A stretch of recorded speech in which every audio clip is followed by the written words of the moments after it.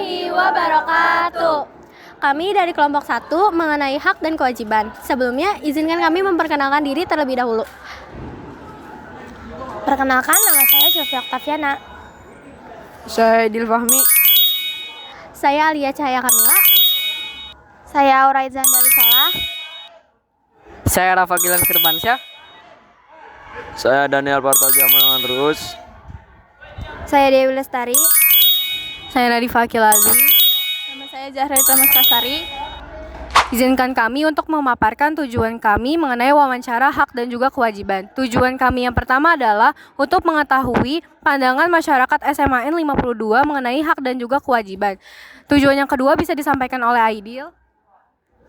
Yang kedua, tumbuhkan akan pentingnya melaksanakan hak dan kewajiban secara bersama. Tujuan yang ketiga akan disampaikan oleh Dewi Lestari. Tujuan yang ketiga adalah memberikan contoh nyata penerapan hak dan kewajiban dalam kehidupan sehari-hari. Oke, langsung aja kita ke wawancara yang pertama. Selamat menyaksikan. Halo semuanya. Jadi kami di sini sudah bersama narasumber kami nih. Nah, narasumber kami itu sekarang masih kelas 10 sama kayak kita dan seangkatan kita juga. Jadi boleh kali perkenalin diri kamu dulu. Halo semuanya, nama aku Fergita Syafila Handayani. Aku dari kelas 10-2. Halo Syafil. Nah, jadi sebelum masuk ke pertanyaan, aku pengen nanya umur kamu berapa sih sekarang? Umur aku 16 tahun. Oke, 16 tahun sama kayak kita ya. Nah, jadi tujuan kami di sini itu untuk mewawancari kamu mengenai seberapa kamu tahu tentang hak dan kewajiban. Nah, aku langsung aja ke pertanyaan pertama. Jadi pertanyaan pertama itu, apa yang kamu ketahui tentang hak dan kewajiban? Jadi hak yang saya ketahui dari hak dan kewajiban, jadi hak itu apa yang harus kita terima dan kewajiban itu apa yang harus kita lakukan dengan rasa penuh tanggung jawab. Oke, baik. Makasih Syafil.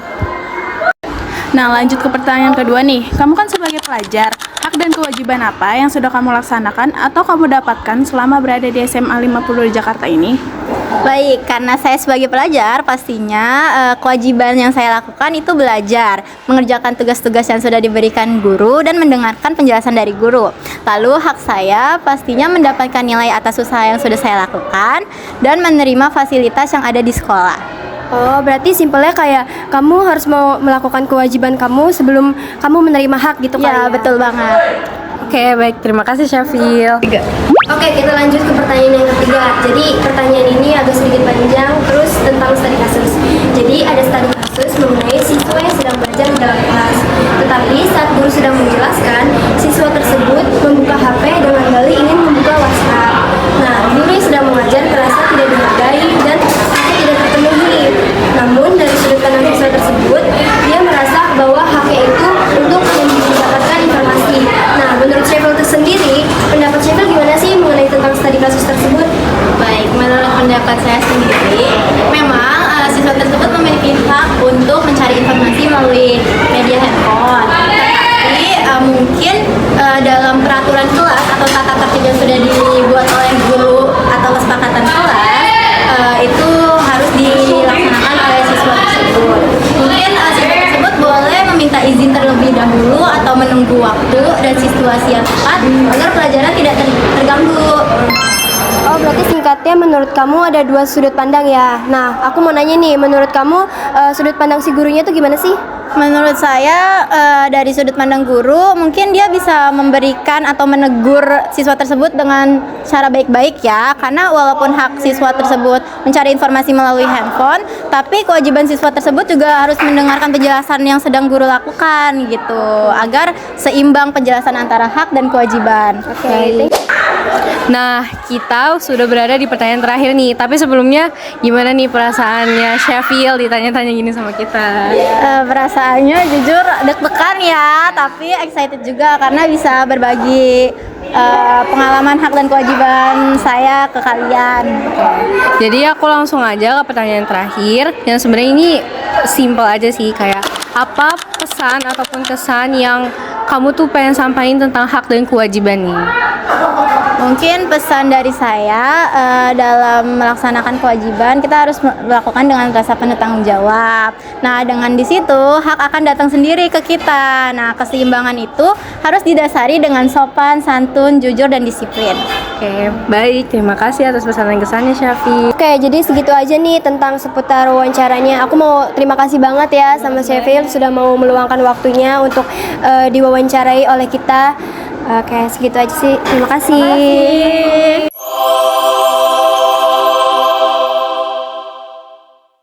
Oke, jadi selanjutnya kita bersama narasumber kita yang kedua. Boleh diperkenalkan namanya, Kak?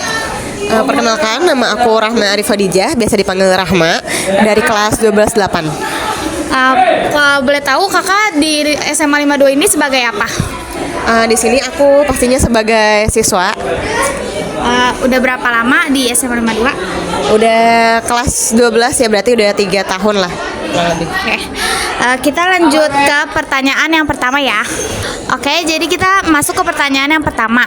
Menurut Kakak, apa yang Kakak ketahui tentang hak dan kewajiban? Yang pertama, hak ya.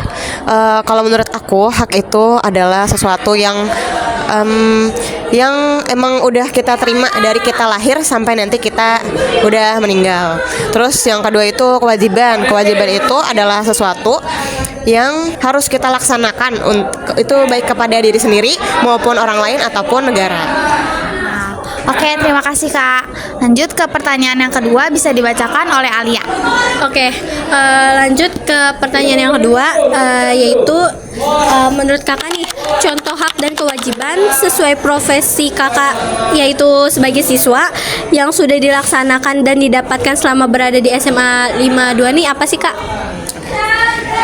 Yang pertama, apa dulu nih? Kewajiban atau hak dulu? Hak dulu. Oke, pastinya sebagai seorang siswa atau siswi, kita punya hak untuk mendapatkan ilmu, yaitu belajar ya pastinya. Terus juga kewajiban yang insya Allah udah aku lakuin selama ini itu pertama menaati peraturan pastinya. Terus belajar itu juga termasuk kewajiban ya, jangan lupa. Oke, udah? Oke, terima kasih Kak. Lanjut aja kita ke pertanyaan ketiga yang dibacakan oleh Silpi. Nah, sekarang kita masuk ke studi kasus nih Kak. Aku bakal bacain studi kasus yang sudah dibuat.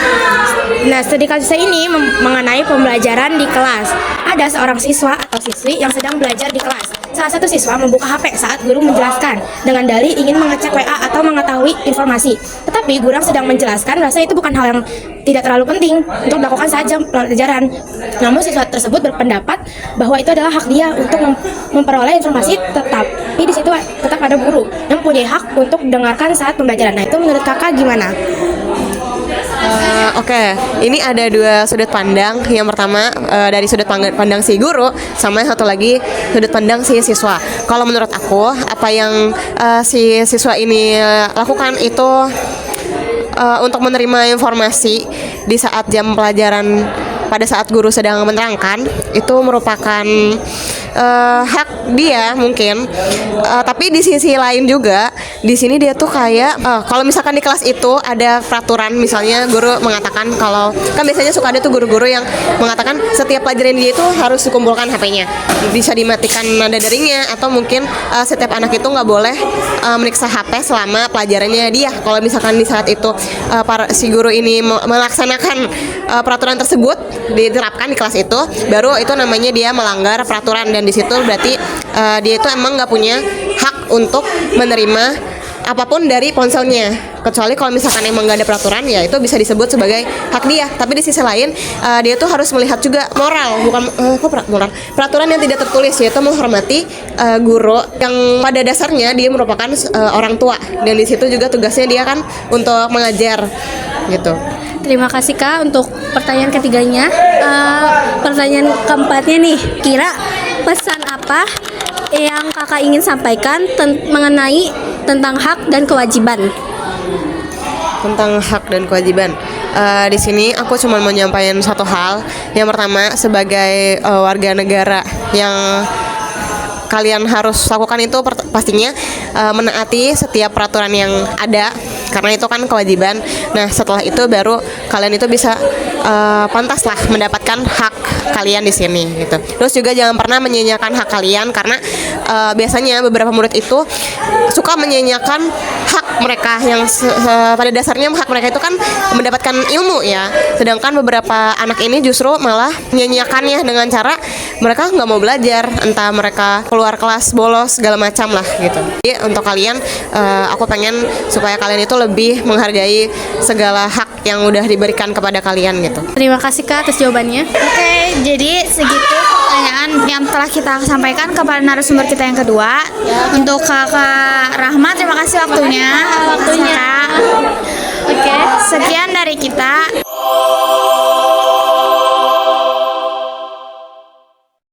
Jadi saya akan wawancarai guru dari sekolah SMA 52. Nama Bapak siapa ya?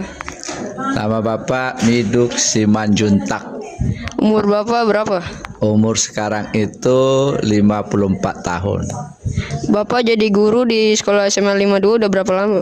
Nah, Bapak ngajar di SMA 52 belum lama. Dari bulan 1 sampai bulan sekarang. Oh, Berapa bulan? Ya 10 bulan. 10 bulan? Iya, 10 bulan. jadi saya akan nanya. Menurut Bapak, apa yang Bapak ketahui tentang hak dan kewajiban yang Bapak tahu sebagai guru MTK di sekolah 52? Oke, hak itu adalah sesuatu yang layak kita dapatkan, ya, layak kita miliki. Itu artinya hak, ya. Sedangkan kewajiban itu sesuatu yang harus kita lakukan, yang harus kita kerjakan, ya, sesuai dengan kalau Bapak profesinya sebagai guru. Nah, itu yang dinamakan dengan hak dan kewajiban. Lanjut pertanyaan kedua.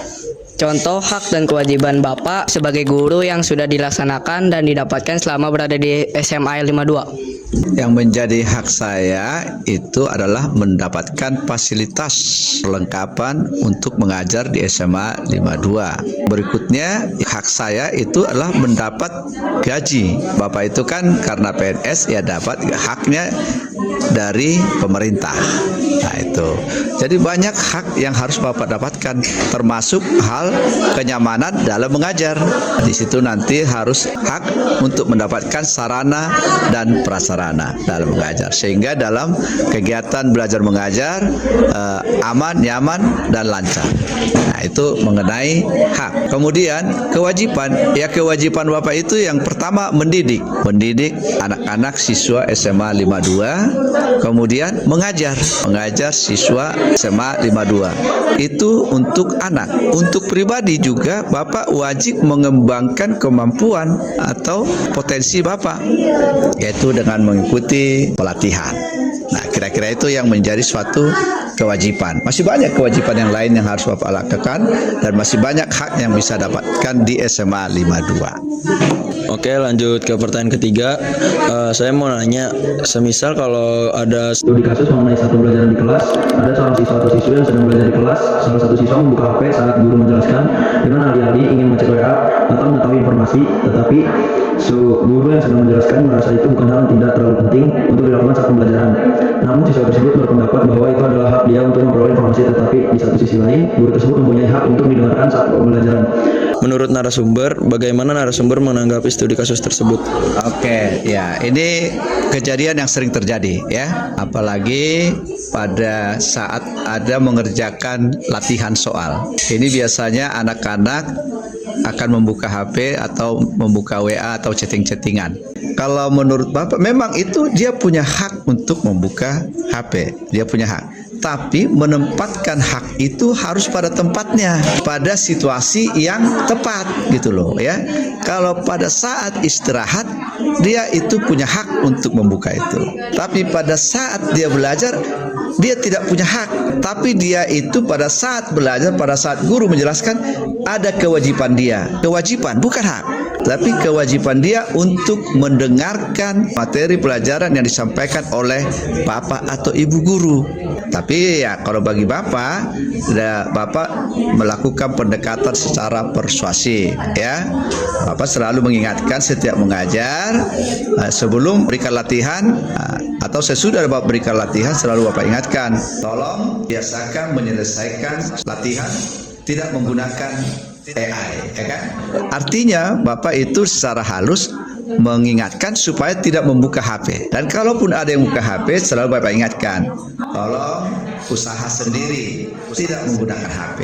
Bapak tidak terlalu peduli apakah dia itu sedang chatting atau tidak, tapi secara halus bapak mengingatkan supaya dia fokus untuk belajar.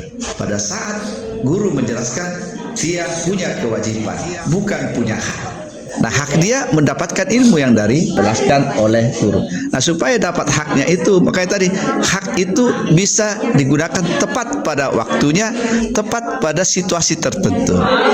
Jadi harus bisa membedakan mana hak, mana kewajiban. Pertanyaan keempat, pesan apa Bapak yang ingin sampaikan tentang hak dan kewajiban? Pesan Bapak tentang hak dan kewajiban, kita harus bisa membedakan mana yang menjadi hak, mana yang menjadi kewajiban, dan usahakan utamakan kewajiban baru menuntut hak. Dahulukan kewajiban, maka kamu bisa menuntut hak. Itu yang terutama. Jangan hak dulu baru kewajiban. Nah, kalau seperti itu, maka proses daripada segala sesuatu itu akan berjalan dengan nyaman. Utamakan dulu kewajiban. Kalau kamu sudah melaksanakan kewajiban, kamu bisa menuntut hak apapun itu. Demikian, terima kasih. Assalamualaikum warahmatullahi wabarakatuh. Waalaikumsalam.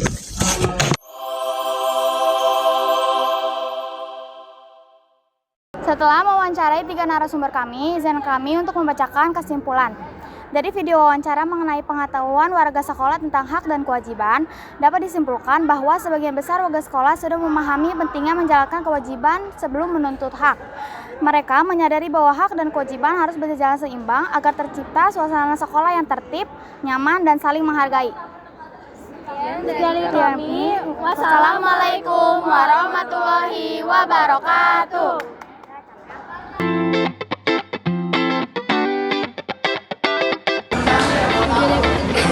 Yeah.